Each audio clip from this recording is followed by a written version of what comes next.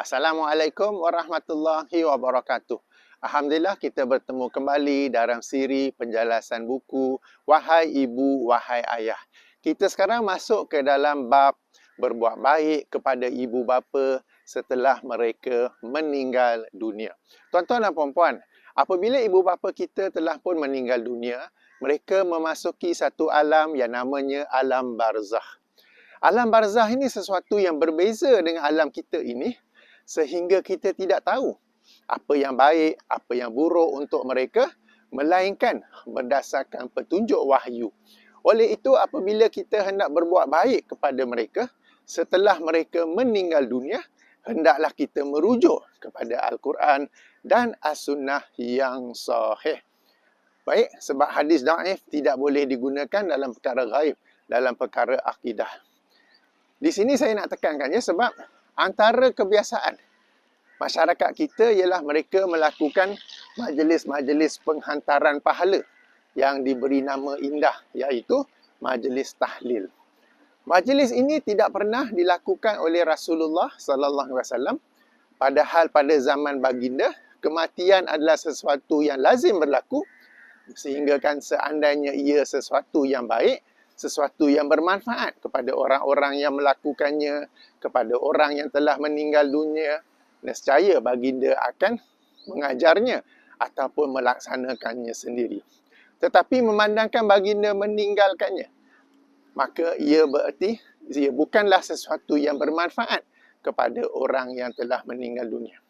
Tuan-tuan dan puan-puan, perkara yang ditinggalkan oleh Rasulullah sallallahu alaihi wasallam terbahagi kepada dua. Perkara yang baginda tinggalkan dalam urusan agama, maka berarti ia bukan daripada agama. Maka baginda tinggalkan, kita pun tinggalkan. Kedua, perkara yang baginda tinggalkan dalam urusan dunia. Maka yang itu tidak mengapa.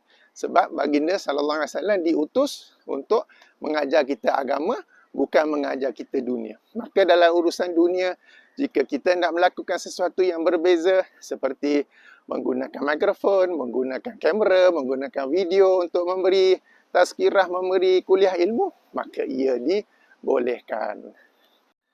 Perkara ini hendaklah diperhatikan dengan baik sebab apabila saja ditegur tentang majlis penghantaran pahala ini atau nama indahnya majlis tahlil, lazim diberikan hujah, ya Nabi tak buat, tapi Nabi tak kata jangan buat. Sebenarnya Nabi tak payah sebut pun jangan buat. Sebab seandainya ia daripada perkara agama, nescaya Nabi SAW adalah orang yang pertama akan melakukannya. Atau orang yang pertama mengajar para sahabat untuk melakukannya. Jadi tuan-tuan dan puan-puan, dalam rangka kita berbuat baik kepada ibu bapa setelah mereka meninggal dunia, hendaklah ia berdasarkan petunjuk Rasulullah sallallahu alaihi wasallam, berdasarkan petunjuk dalam Al-Quran dan sunnah baginda sallallahu alaihi wasallam. Jadinya apabila merujuk kepada majlis tahlil ataupun majlis penghantaran pahala ini, pihak-pihak yang berkata boleh telah mengemukakan macam-macam hujah, maka tidak perlu sangat diberi perhatian. Hujah-hujah itu pun saya pun telah menjawabnya dalam buku Wahai Ibu, Wahai Ayah pun ada, dalam buku 90 pelajaran tentang bid'ah pun ada. Tapi ringkasnya, salah sebuah hadis lain, Nabi SAW pernah menyebut dalam sebuah hadis yang ada juga dalam hadis 40 Imam Nawawi, hadis nombor 28, yang bermaksud sesiapa yang hidup panjang sesudah aku akan melihat perselisihan yang banyak, maka wajib kepada kalian berpegang kepada sunnahku dan sunnah para khurafat yang mendapat hidayah, yang mendapat petunjuk, dan berpeganglah kepadanya dengan menggigit, seperti menggigit dengan gigi geraham kalian. Berhati-hatilah, hendaklah kalian menjauhi perkara-perkara baru, kerana setiap perkara baru itu adalah bid'ah dan setiap bid'ah itu adalah kesesatan. Jadinya perkara ini khilafkan. Kita akan lihat Nabi pesan, Nabi berwasiat, kita akan nampak khilaf yang banyak. Apa pesan Nabi? Berpeganglah kepada sunnahku. Apakah sunnah Nabi dalam menghadapi kematian? Apakah kita membuat majlis-majlis penghantaran pahala itu? Tidak ada. Maka tinggalkan dan tak payah buat. Kemudiannya apa? Bukan sekadar tinggalkan, sebaliknya hendaklah kita berpegang teguh kepadanya. Jangan pegang dengan gigi kacit, nanti senang terlepas. Tetapi peganglah dengan gigi geraham. Gigitlah dengan gigi geraham agar ia tidak mudah terlepas. Baik, merujuk kepada berbuat baik kepada ibu bapa setelah mereka meninggal dunia. Perkara pertama yang saya sebut di dalam buku tersebut ialah membantu dalam urusan jenazah mereka. Tuan-tuan dan puan-puan, urusan jenazah ni ramai yang tidak tahu. Maka jangan tunggu bila ibu bapa meninggal dunia baru tiba-tiba nak baca. Baru tiba-tiba nak kursus kilat. Sudah tentu tidak sempat. Maka hendaklah kita mempelajarinya, kita membacanya lebih awal. Membacanya bukan bersiap sedia, bukanlah bererti mengharapkan ibu bapa meninggal dunia, tetapi bererti kita telah bersiap sedia daripada awal. Seandainya ia berlaku, sekurang-kurangnya kita sudah tahu. Kita sudah ada asas-asasnya tentang apa yang patut dilakukan dan apa yang tak patut dilakukan. Ya. Bila kita nak belajar tentang pengurusan jenazah ini, belajar yang berdasarkan sunnah Rasulullah SAW dan tinggalkan apa yang tokok tambah masyarakat kita. Tinggalkan perkara-perkara bid'ah tersebut.